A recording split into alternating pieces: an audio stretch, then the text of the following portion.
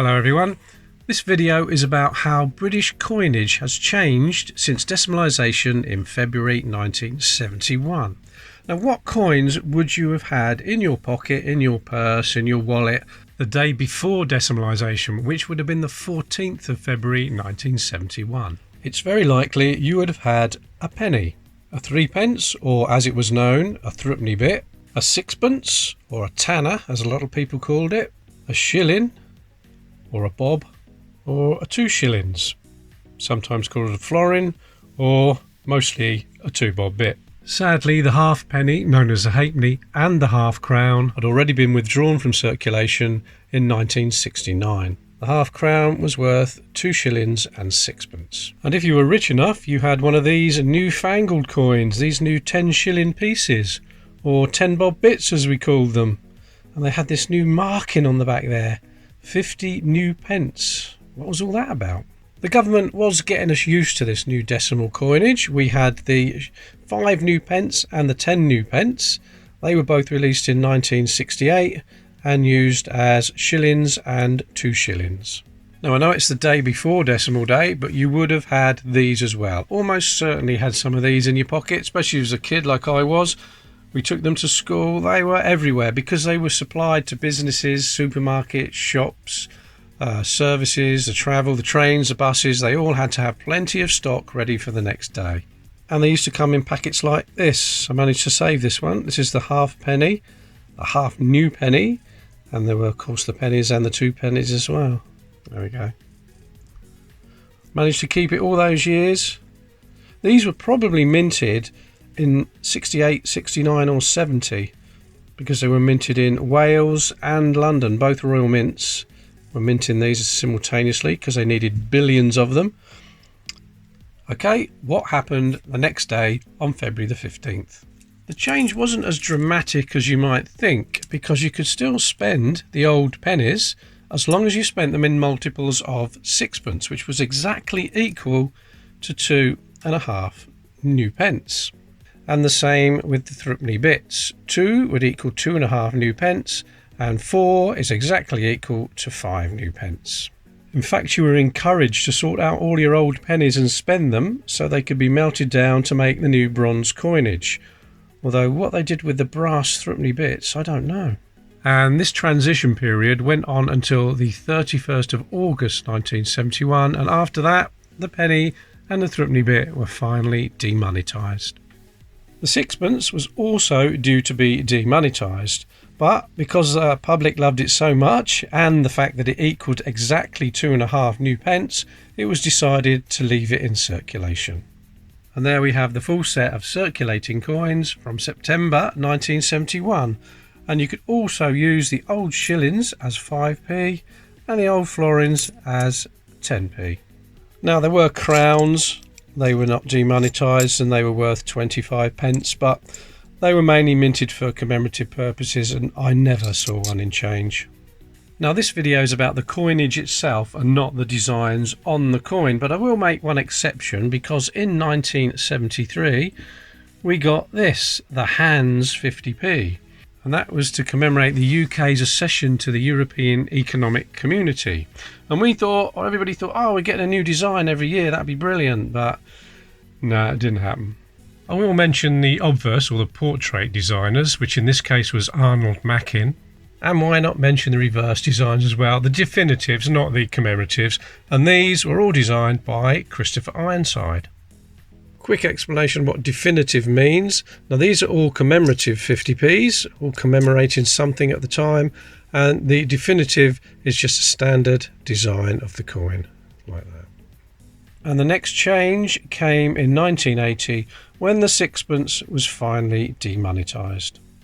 The next big change in British coinage came in 1982 with the introduction of this 7-sided cupro-nickel coin, a new denomination of 20 pence. Or was it a new denomination? Because in 1887 a double florin, or a 4 shilling coin, was minted. It wasn't very popular with the public. It was only minted for 4 years from 1887, but it was never demonetised. So in theory you could get one in your change for 20p. And if you do, send it to me please, I'll look after it for you. The Treasury thought we needed a new denomination between the 10p and the 50p, and that filled the gap. And the designer for this definitive reverse was William Gardner. You can see the WG there, each side of the rows.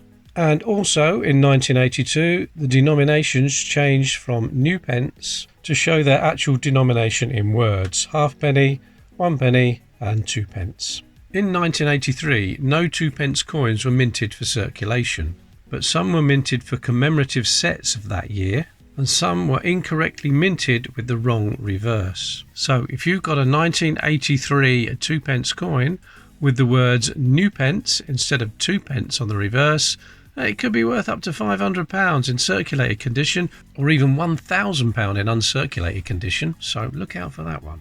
The last of the big 10p coins with new pence on it was issued for circulation in 1981. No more 10p coins were issued for circulation until 1992, and by then the 10p coin had shrunk in size. We'll come back to that. And the 50p coin also changed from new pence to 50p in 1982. In 1969, when the 50p coin was first released and used as 10 shillings, you could get 4 pints of beer for that. 4 pints of beer for the highest denomination coin in circulation. Moving on to 1983, the average pint of beer was 67p, so the highest coin wouldn't even buy you 1 pint then. Something had to happen. So on April the 21st, 1983, the Queen's 57th birthday, the £1 coin was released into circulation. Not the best quality, that one. I thought I had a better one than that. And this had the royal coat of arms designed by Eric Sewell. And it had an edge inscription, Decus et Tutemen, roughly translated to an ornament and a safeguard. And there we have the £1 coin eventually replacing the £1 note.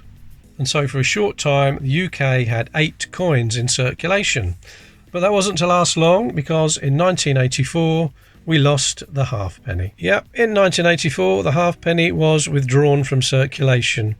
It was deemed too small, people didn't like it because it was tiny, and the monetary value had become virtually nil.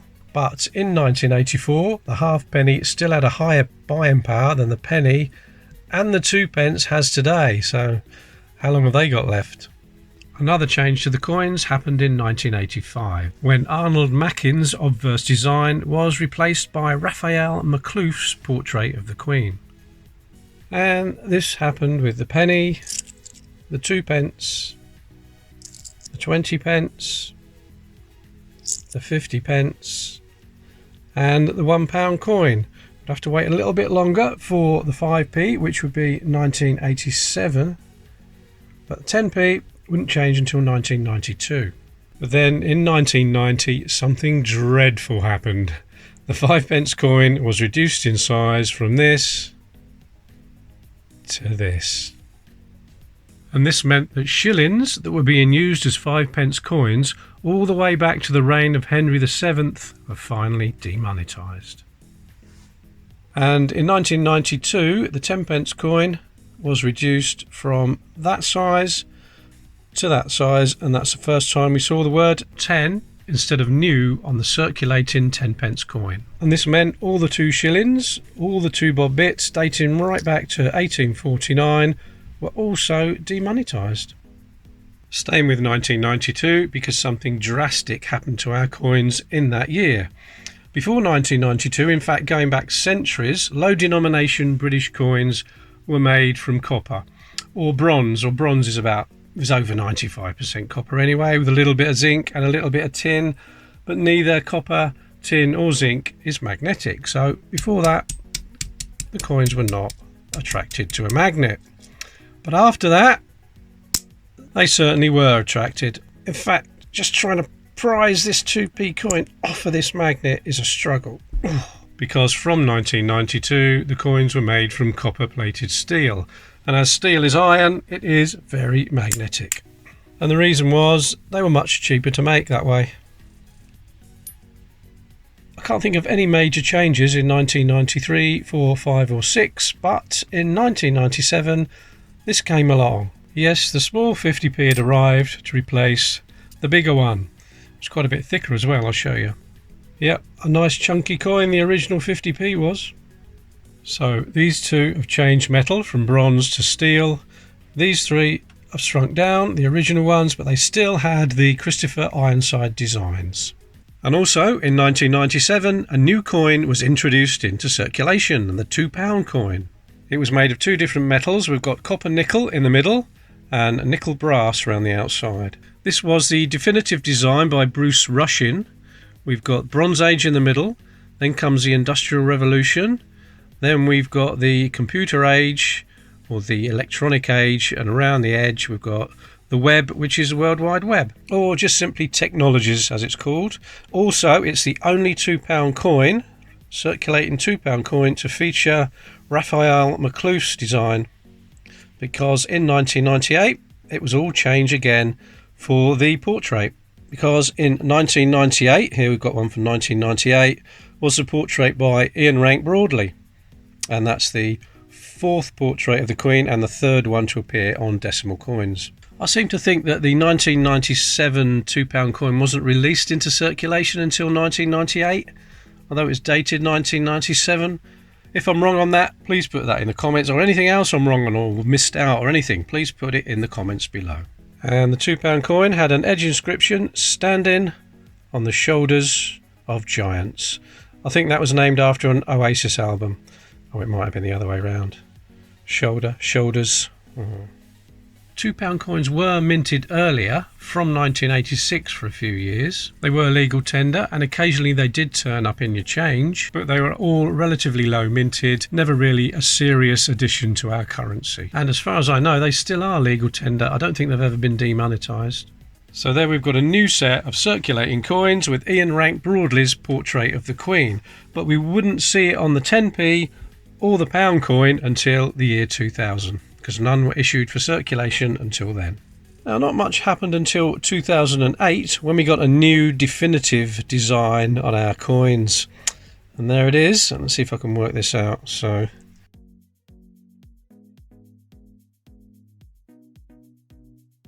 yeah, it's supposed to look like a shield. Right, I think that one needs to go that way. That one needs to go there. I think that's it, isn't it? And the pound coin from 2008 had the full shield design on it, and that goes there. It's meant to look a bit like this. I thought it was quite a nice idea when it came out in 2008, but here we are 14 years later and it's still the definitive design.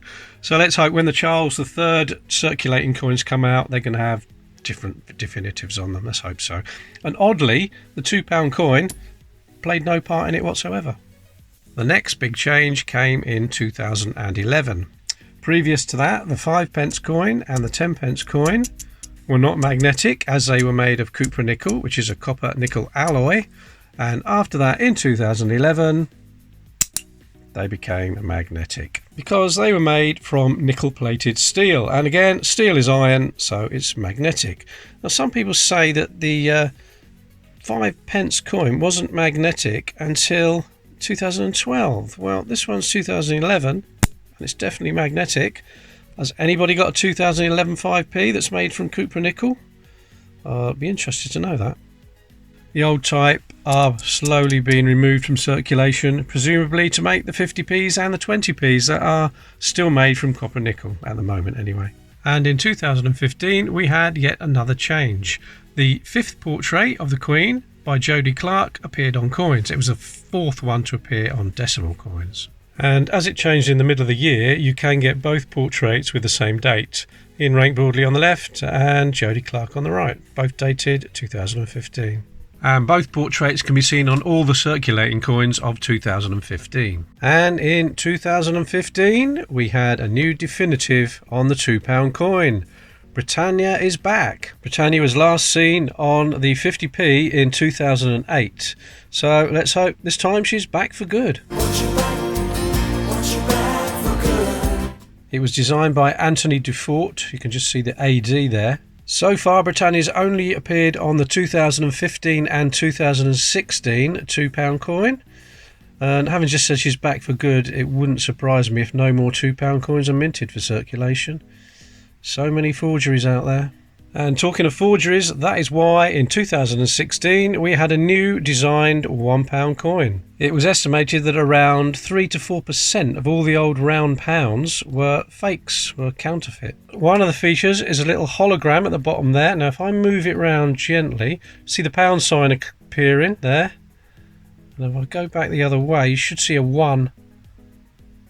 There it is, the 1. So we got 1. Get the pound back. There it is, £1. God, that's very hard to film. It's a 12-sided coin with every other segment reeded, plain and reeded. And in extremely small writing around the rim, we've got the words £1 on this side, on the obverse, and on the reverse, which was designed by David Pearce, we have the date, 2016 in this case. Probably time for a change of reverse on this one, I think. What do you reckon? Well, I think that's about it for the changing face of the decimal coins.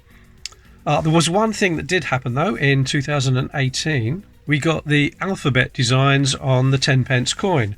26 designs, A to Z, on things that were quintessentially British. And there they are, all 26 of them. And because again, in 2019, they appeared on the 10p. We thought, yes, this is a new definitive. This is going to be an ongoing thing. That means the end of the shield design, all the coins will change. But no, sadly, in 2020, the 10p went back to the shield design. Let's have a closer look at some of them. There's a D for bus. We've got H there. H for portcullis. We've got, what we've got here, oh yes, J for golden carriage. We've got, what's this, E for full English. And another one here, oh yes, Y for beefeater. Yeah, lovely. Nice designs, some of those.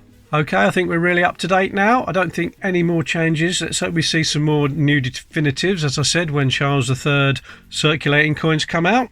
And until then, please subscribe. If you haven't, please click that like button and make a comment below. Please put me right, because I'm bound to have gone wrong on some of these or missed something out. And till then, I'll see you in the next video. Thanks very much for watching.